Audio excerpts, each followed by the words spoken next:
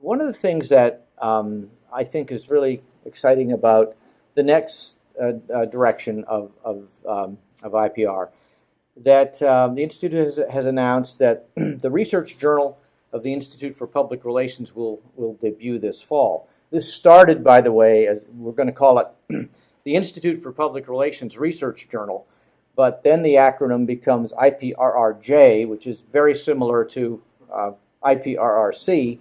And, you know, Don Stacks gets mad enough, and we didn't need him to get mad at us over the title of this journal, so we flopped the words around. But the research journal will be an open access, double-blind, peer-reviewed, rapid publication scholarly journal. There'll be a minimum of 2 and a maximum of 6 issues per year. There'll be no publication fee charged, which is, you know, some of the more traditional journals are discussing moving to a model where you might have to pay thousands of dollars to have your article published. That the Institute won't do that. I'll have the pleasure of editing this journal, and the associate editor will be my good colleague Cheryl Lambert, who's sitting in the back. And wave, Cheryl. We have a logo for the new journal that is so fresh off the press that the paint hasn't even dried on the slide yet.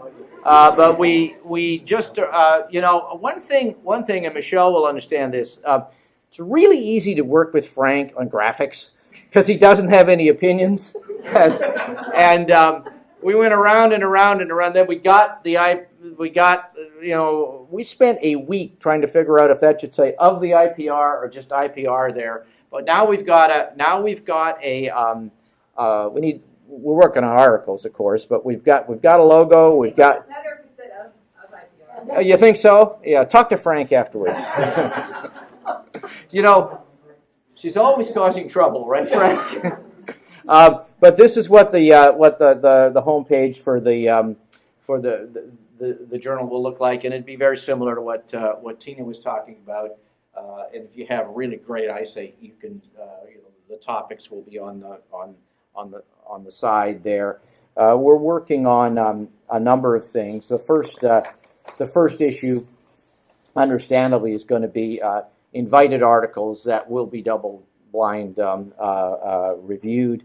And we've got an email address, Journal at Institute for PR.org. We've got a Twitter address, and so we're moving forward, trying to do a whole bunch of things.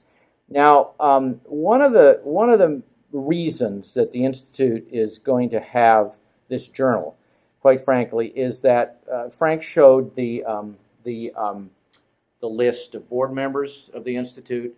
They're not reading our stuff.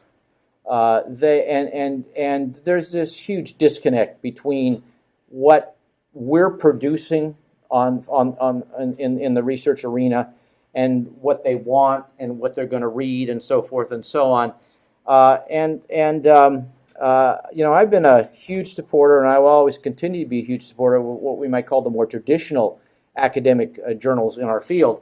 But the role of those journals is to focus upon theory and advancing the body of knowledge. The role of the RJIPR is going to be to focus mainly on publishing research that matters to the practice. And so we're in the process of putting together an internationally significant editorial review board. Many of you have been invited to be part of that organization. We'll have some of the nation's leading public relations scholars. We'll have noted business school professors and a number of senior level practitioners. We have the complete support of the staff of the Institute and its board of trustees. First issue will come out, be online in September. We'll have an article on the science of the social media. We have an article on organizational communication, an article on crisis communication, one on media relations, and another on understanding the communication process. And the second issue is scheduled to go online in November.